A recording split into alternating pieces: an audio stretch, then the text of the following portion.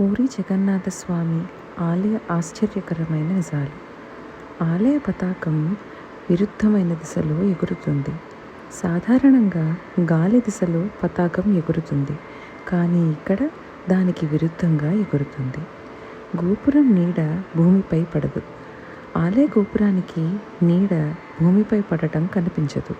ఇది శాస్త్రీయంగా చెప్పలేని అద్భుతం. ఆలయం పైన ఉన్న పతాకాన్ని రోజు ఒక వ్యక్తి ఎక్కి మారుస్తాడు. ఎత్తైన ఆలయ శిఖరానికి ఎక్కడం చాలా ప్రమాదకరం. అయినా ప్రతిరోజు ఇది నిర్వహించబడుతుంది.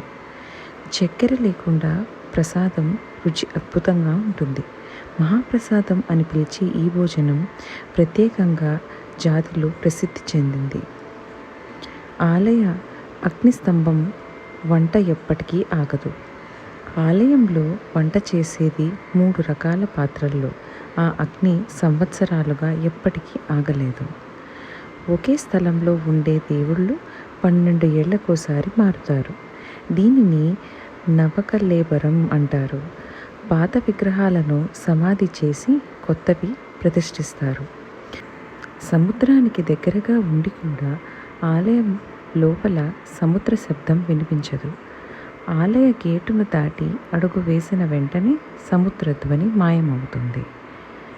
గాలి ఎటు వీచినా ఆలయ ధ్వజం ఎగిరేది మాత్రం ఓ దిశలోనే. ఆలయంలో పక్షులు ఎగరవు.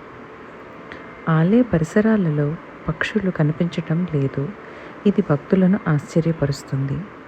సూర్యుడు గోపురం ముందు కనిపిస్తాడు, కానీ నీడ మాత్రం వెనుకకు పడుతుంది.